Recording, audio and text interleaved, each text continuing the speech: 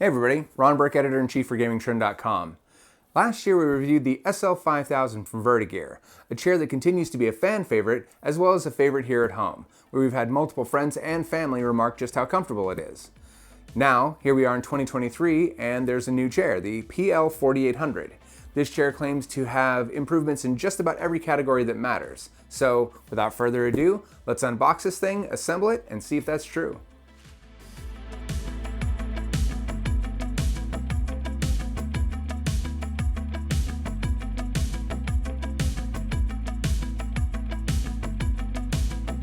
And through the power of editing, everything's all unboxed. So let's start here. This little box, well, it even says comfort starts here. This is going to contain probably my casters as well as my instructions. Yep. So let's take a second here and recognize that there are a lot of chairs that I've reviewed and not all of them have been this well packaged. I'm consistently impressed that everything that needs protection is protected, even these little tubes. It's such a minor thing, but that prevents that from scratching up any of the other upholstery. And it's such a simple thing, probably costs them less than a cent, but it matters. Same thing with this box. So inside this box we have a pet hair remover. Now that wasn't listed in the box, but here we go. I've got 3 dogs. This is a godsend for me. Also, rather than having you go figure out your own hex head, they've included one, and it's actually a pretty decent high quality one. And these 4 bolts are the ones that we're going to use to mount the rear of the chair to the base. Got the little levers here, of course, and as I mentioned, casters and the gas cylinder. So it's really well packaged all the way down to just the simplest of things. And these kind of inclusions are really such a minor thing, but they make such a huge difference. So we're going to do more editing montage, and I'm going to start to assemble. Now, if you've seen any of my reviews, you know that this is always a topic of conversation, the casters. So we're stuck with a very similar design than we've seen before, but these are not as bad. It's still plastic, and it's still got this kind of gapping here. That's going to pick up every shred of carpet that's on my floor. This will be fine for hardwood floors or if you've got that little plastic rolling thing, but I will at least leave a link where you can get a roller skate type wheel that thankfully these continue to use a standard caster connector. So I'll leave a link in the description to show you the ones that I use, but these are at least not bad. They moved away from the rubberized wheel. This is kind of a hardened plastic, so this is not going to pick up you know, pet hair as bad as other ones, but it's still going to. So I don't know. I continue to complain about it long enough, maybe that'll get switched. First thing of note, this is metal. I have seen a lot of these that use a really light aluminum, but here we have this star shape and it is steel. It's also got the little V there for Vertagear, if you're into that kind of thing. These casters, they just push on, just like any caster that you might replace it with. The cylinder that's included is a Class 5 cylinder. It's a standard cylinder. I caution you with these. A lot of people see that Class 5 part and think, oh, I can just swap it to be whatever I want. Be mindful. These things are built and balanced for specific weights. This cylinder is built specifically for the weight that that chair is rated for. As such, if you put a different cylinder on here, while it may be nice and comfortable, it may also change the center of gravity, which will dump you on your ass. Now, while as much fun that might be to watch, I don't want you to hurt yourself. So stick with the one that came with it, and if you do have to replace it, it's a Class 5. As we assemble the chair, I want to go over individual features as we encounter them. Take a look at the seat you're sitting in right now. I'm going to guess that the 4D armrests do not have metal. The bottom of this is metal. This plate here, these assembly pieces, are all metal. The piece that allows this to turn is metal. You push this button and it allows it to turn left and right. This part here also allows it to go forward and backward, but all of the pieces, including the pieces underneath this, are metal. So it should hold up quite a bit longer than the plastic on plastic that you have with almost every other chair on the market. The next thing I want to focus on is this stitching. All throughout this chair, you're going to see this theme where you have this yellow stitch here, then you have the seam itself, and then another stitch right behind it. This double stitching will hold this PU leather, that's polyurethane, we'll get back to that in a little bit, but that's going to hold this together far longer than the warranty. Incidentally, that warranty is 10 years for the metal frame and 5 years for pretty much everything else, minus the gas cylinder, which is 2 years, and the headrest, which is also 2 years. Heading underneath the chair, you can see we have a full frame. Now, some of the chairs that I've reviewed have only a crossbar and then another crossbar, but this has an entire reinforced frame section that goes throughout. Attached to that frame, we have these two levers. These are what's going to connect the 4D armrests to the rest of the chair. And again, we have 4 bolts all the way through and another 2 up here. Now, this is another area where I've seen other manufacturers cheap out. They'll go with 2 bolts and they'll go with 1 bolt here, which, let me tell you, it does not take long before that armrest is almost falling off. So this is just a commitment to ensuring that the chair that you buy is the chair that you're going to have for years to come. If you do need to get underneath the chair, that's what these little rings are for. You can pry these open with a needle nose set of pliers, and you can get underneath to get to the rest of the frame if you needed to fix any portion of the chair. Realistically, I've never opened one of these other than to look inside for review purposes, and I doubt you will either, but they have made it easy to do so. And then another mark of quality behind that, rather than simply just bolting these right through the leather, they have another stitch reinforcement that I've not seen on any other chair manufactured to date. This burgundy material is the PU leather that I mentioned earlier with the double reinforced stitching, but this is a little bit different. This is the same thing that we saw on the SL5000, but an upgraded version of it. This is that hygienics material. This is a proprietary material invented by Vertagear that honestly I could do a whole series on its own. The antibacterial nature of this material means that it's going to reject any sort of things that would build up on it that could affect the longevity of the chair, and obviously you don't want that on you. As an added benefit, it also rejects heat. So this is not going to build up a ton of heat. You know, being a thicker material, it's not going to suddenly be uncomfortable to sit on for long periods of time, and it should help with just the longevity of the overall material itself. Now, I like demonstrating this next part because a lot of companies say that it's easy to assemble, but it's not exactly so when you actually try. So this back has ports on the side here that you can see. And those ports simply slip right over these control arms, and that's it. Now I'm going to drop the 4 bolts in, and that portion of the chair is completely assembled, and it did not require 2 people to do it.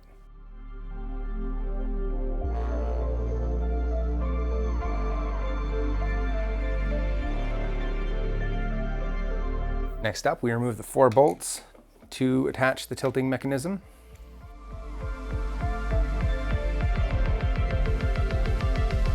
This tilting mechanism is a bit of a commodity item. I've seen this on a couple of different ones, but at least it's the heavy reinforced one. This does say front, which you match up to where it says front here. You'd be surprised how easy it is to accidentally mount this the wrong way, and then it will dump you on your butt. I have done that. My wife laughed at me. The last thing to do before we put it on the base is to mount these little levers. It's cute that they put the information on these. It's not like you're ever going to be able to see this again, but just the same, these are marked B and A. These have an A and a B on the end, so you know precisely where they go. They're also keyed, so you can't mess this up. That one's on. As is that one. Now we're gonna go ahead and lift this off and put it on the base. I know we're not talking about FlexiSpot, but any chance I get to talk about this wonderful, wonderful table, I'm gonna do it. I love this thing. I've lowered it so I can lift this up easily, just so you can see it. Obviously, I'd normally do this on the floor, but I want you to see how simple this is as well. We're going to align This circle on the back here just drops in place like that, and kind of wiggles in place like so. And again, it's been assembled by one person. If you buy one of the Racing Series chairs from Vertagear, you have two options for LED upgrades. There's a lower kit, and that sits in the star frame of the chair, and it literally projects a light underneath the wheels. The upper, this one right here, sits behind you. Now, beyond the 16 or so million colors that it can provide, there's some additional customization options. So let's open this up and unpack it, and I'll show you how we can make this chair a little bit more our own. First, we have the manual. Now, obviously, that's going to tell you how to install this kit, as well as what's inside the box, and it's going to tell you that in every possible language you can imagine.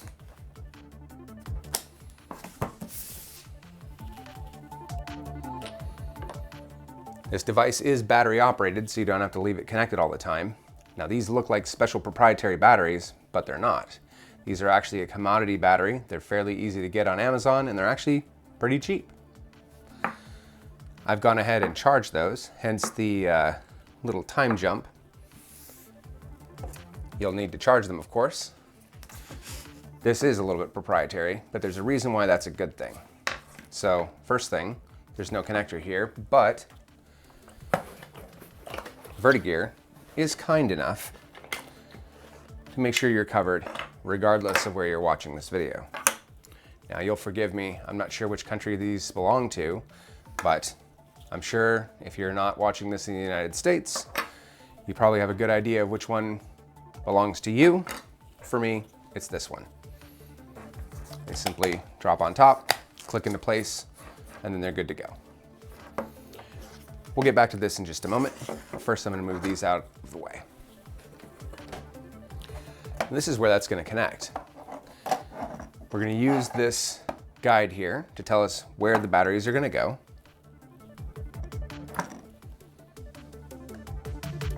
Very easy to follow. You just slide in place, and the door latches shut, just like so.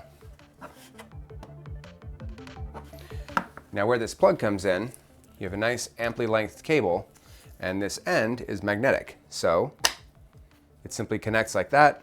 It's pretty sturdy, but it is breakaway. So if you accidentally forget to unplug your chair before you scoot it, this is just going to pop off so there's no damage. But it plugs in just like that to charge, and you're good to go. Inside the box, you have Vertagear acrylics, and those are cool. But that's not personalization. As an option, you can make this chair entirely your own. So here we have our Gaming Trend logo. You can see it's kind of a sparkly sort of transparency. And that's going to sit right inside that cradle, and it's going to illuminate with whatever color I choose, making my logo stand out. Super cool. I cannot wait to get this all mounted up and see it in action. So why don't we do exactly that? With the rear plate removed, there are some screws to remove in here, so don't just go prying on this. So I'm going to go ahead and start removing those, and I'll be right back.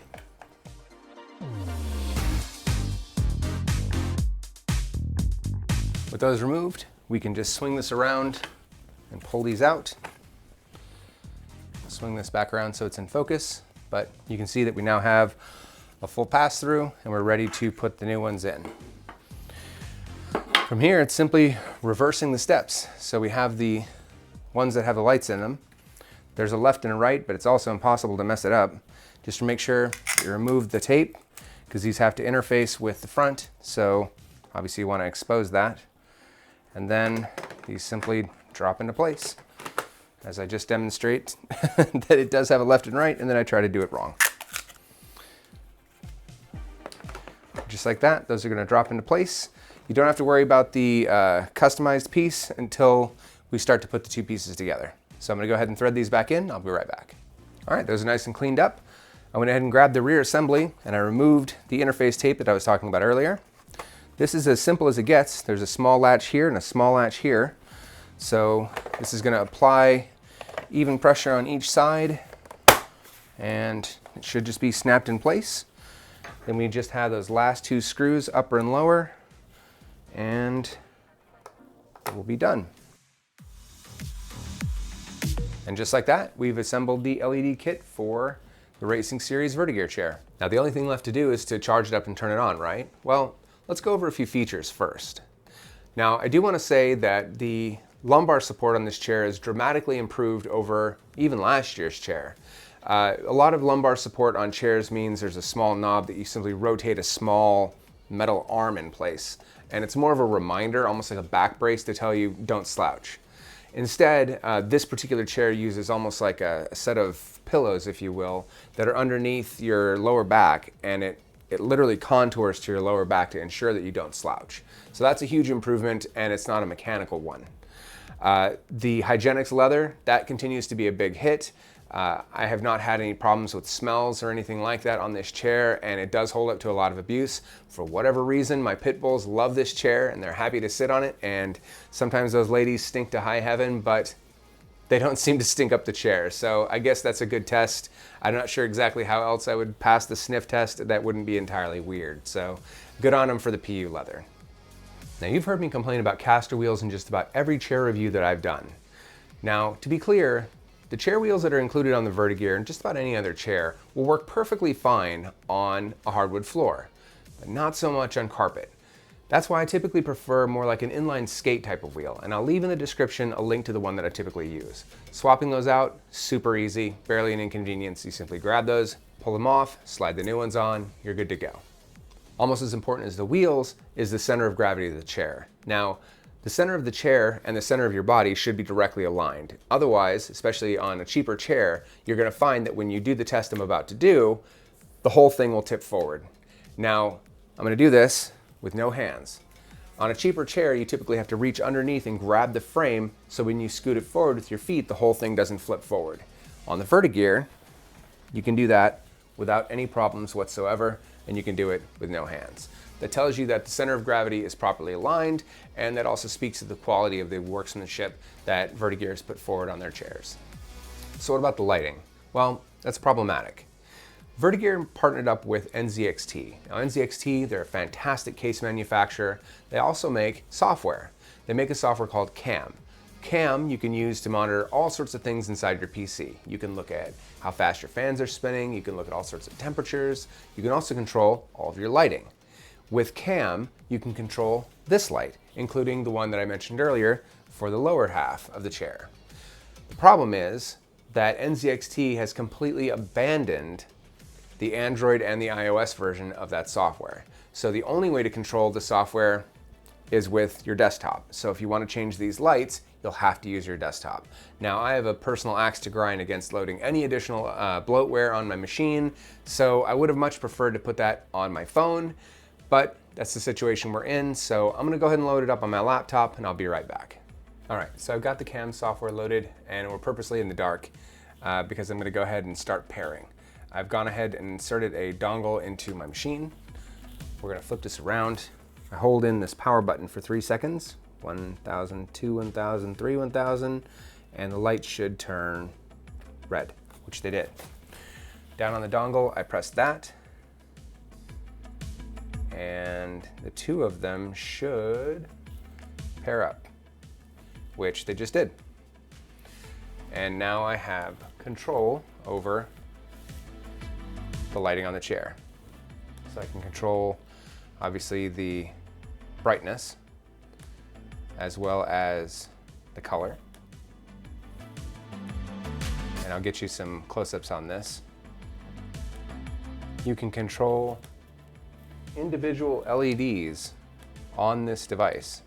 So if you want just a dazzling array of weird colors, you can do that. And you'll see that in the corner here. But for now, I'm also going to change it to things like breathing, and we're going to zoom in on this chair so you can get a good look where it says our logo.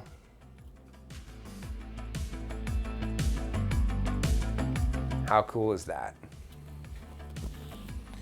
So that's breathing mode. We're going to go ahead and change it to fading.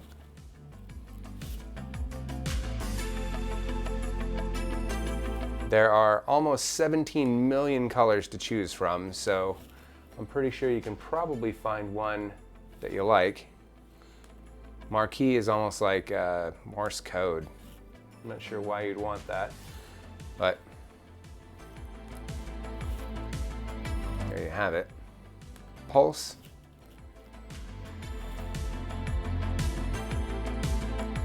Spectrum wave's kind of cool. That's all the colors. You can change the direction. You can change the speed to ridiculously fast or relatively slow or something in between.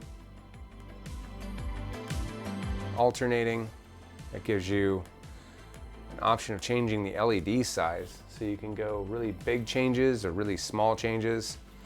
You could do moving, which basically is almost, yeah, you can see that's kind of alternating like a, I don't know, like I'm gonna come arrest somebody, really.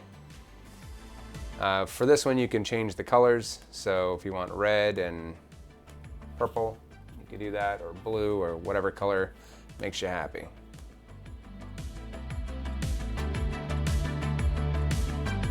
So obviously the lighting does work, and it works well.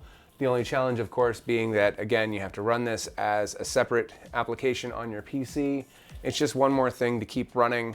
It's not a huge deal, but it's one that you need to probably be aware of if you were planning on doing this on your phone. I am going to spin this around and get the focus correct so you can see this from the rear. So if you'll excuse me for just a moment here, I'm going to make some adjustments. I apologize for any oddity as we zoom in here and fix the focus. So the last thing that we need to talk about is price. Now, we've had a couple of chairs at Gaming Trend that have tried to literally kill the person reviewing it. So those are obviously your gamer's chair or your racing chairs that you see copy and pasted over and over on Amazon and other sites like that. Steve Burke, no relation, over at Gamers Nexus, talked a lot about those chairs and kind of how they're all manufactured in the same facility in China, and they're basically copies of a copy of a copy. Thankfully, Vertagear is not amongst that, and you see that in the build quality. So let's talk a little bit about why I believe that the $500 price that's on this chair is actually worth it.